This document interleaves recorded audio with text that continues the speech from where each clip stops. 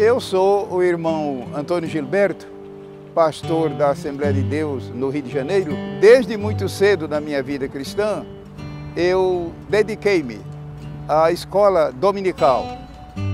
E daquele tempo, tínhamos pouco material, mas a vida correu e logo depois, já como jovem, eu girei pelo mundo, principalmente pelos países das Américas e da Europa, observando o desenvolvimento da educação religiosa, principalmente, maiormente, a área de escola dominical.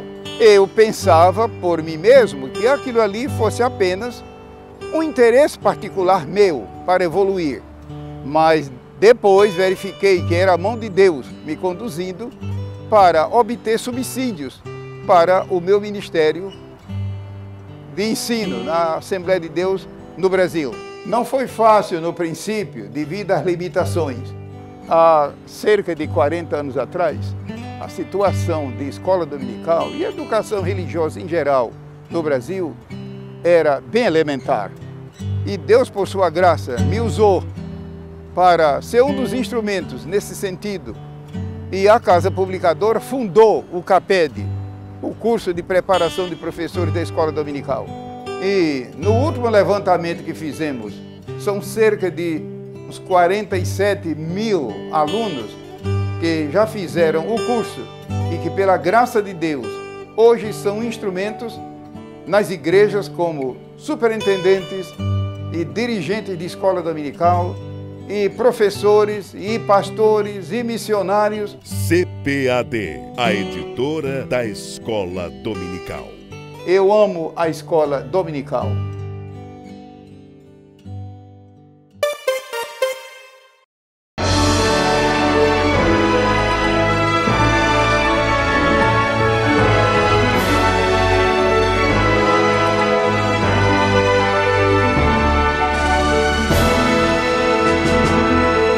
Subsídios. Lições Bíblicas. Jovens.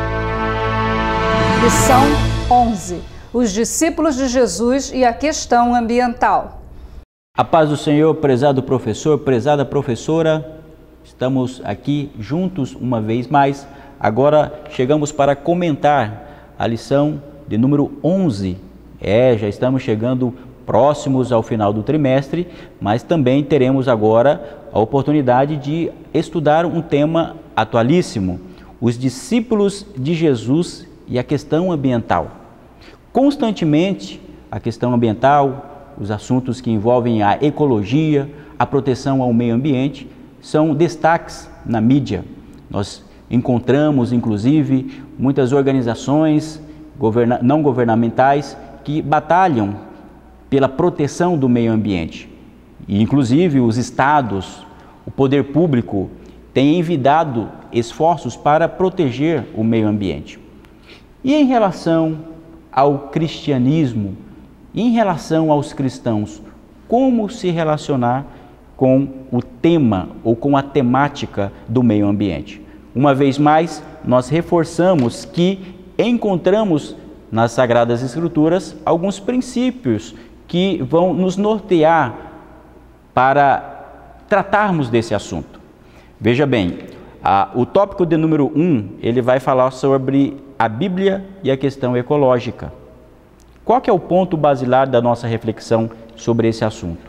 O ponto basilar, a principal doutrina que nós não podemos nos esquecer é a doutrina da mordomia cristã. O que isso significa? Significa que quando lemos o livro do Gênesis, nós vamos uma vez mais relembrar que Deus é o Criador de todas as coisas.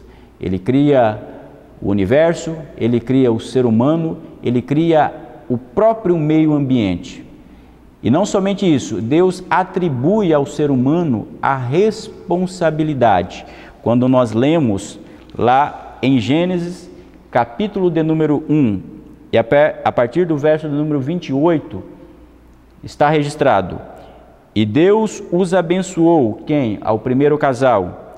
E Deus lhes disse: frutificai e multiplicai-vos, e enchei a terra, e sujeitai-a, e dominai sobre os peixes do mar, e sobre as aves dos céus, e sobre todo animal que se move sobre a terra. Ou seja, Deus atribui a responsabilidade ao ser humano de cuidar da sua criação.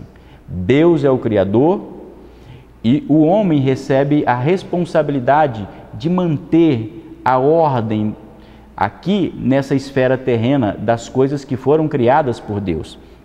Mas nós temos uma outra passagem bíblica, ainda no livro do Gênesis, no capítulo de número 2 e o verso de número 15, em que assim está escrito: E tomou o Senhor Deus o homem e o pôs no jardim do Éden para o lavrar e o guardar.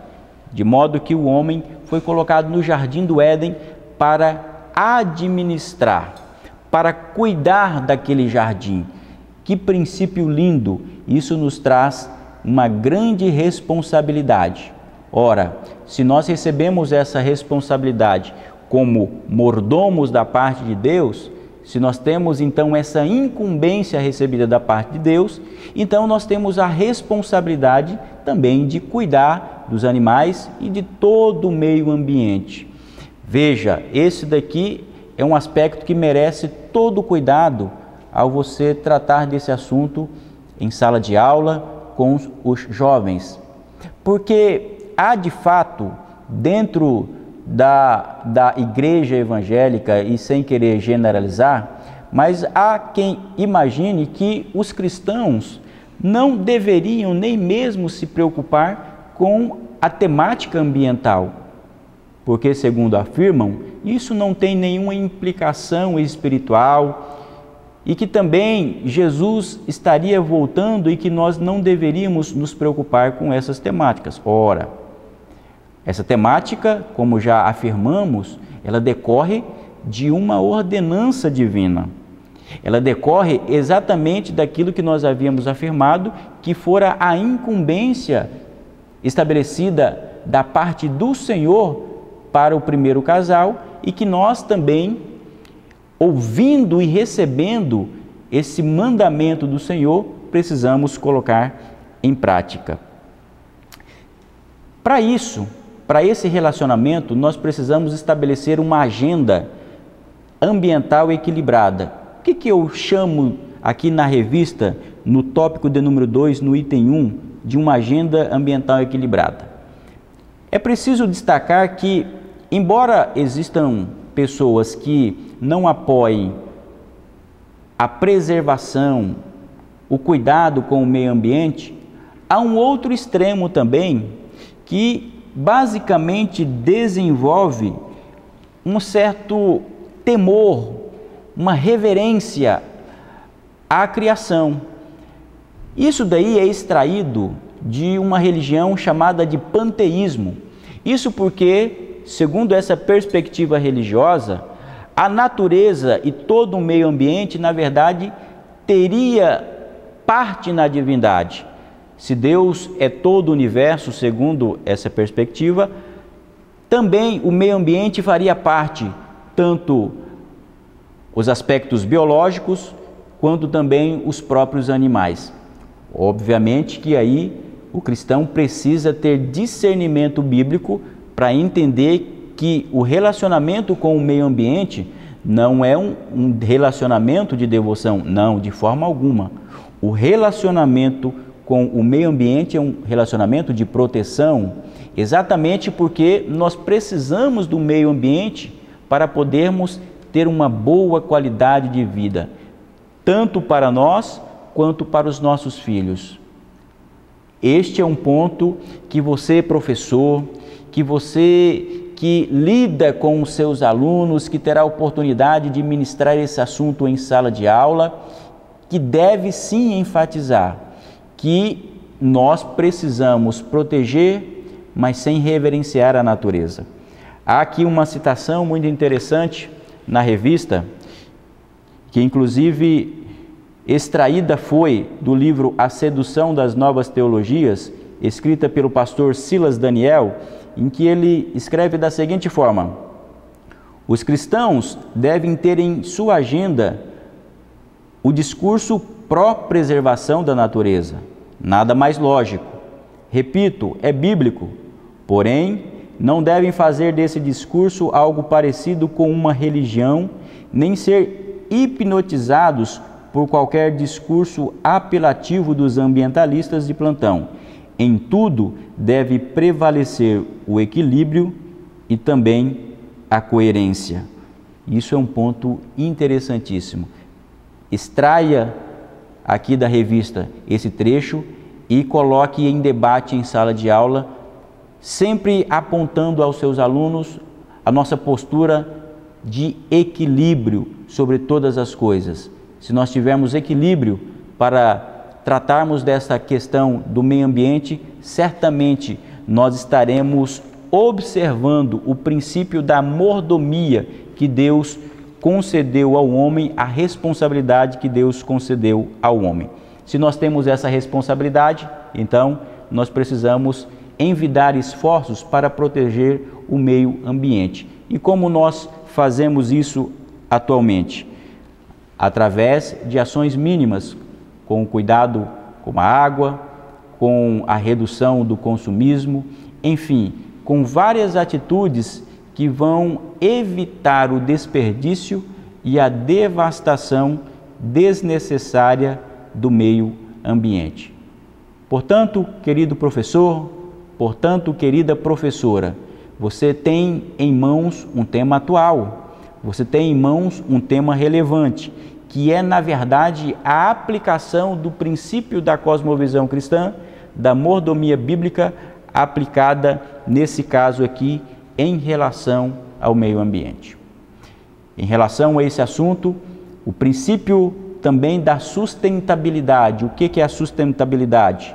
É a proteção ecológica, em que é possível unir o desenvolvimento econômico com a preservação ambiental.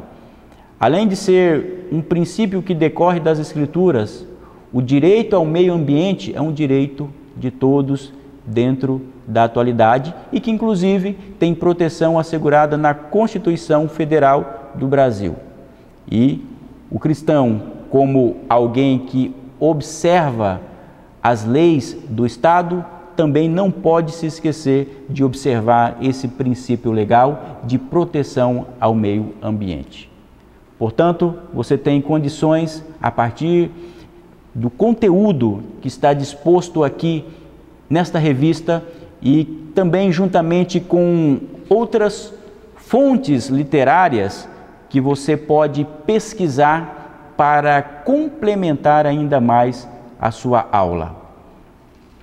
E dito isso, eu encerro recomendando que você traga para a sala de aula, ou leve para a sala de aula, alguns eventos que proporcionaram devastação e degradação ambiental, trazendo consequências maléficas para toda a sociedade, para que os seus alunos possam de fato perceber a necessidade de trabalhar na proteção do meio ambiente. Minha oração é que você tenha uma aula abençoada, que Deus abençoe a sua vida, que Deus abençoe o seu ministério. A você que é superintendente da Escola Bíblica Dominical, como está indo a sua Escola Bíblica Dominical? Você está trabalhando de forma organizada? Está qualificando os seus professores? Pense nisso. Lembre-se que os professores precisam receber qualificação constante. Promova seminários, promova encontros para que eles possam afiar a cada dia mais a ferramenta de trabalho e possam melhorar a cada dia mais a qualidade das aulas. Que Deus abençoe a todos em nome de Jesus. Amém. CPAD, 75 anos. A editora da Escola Dominical.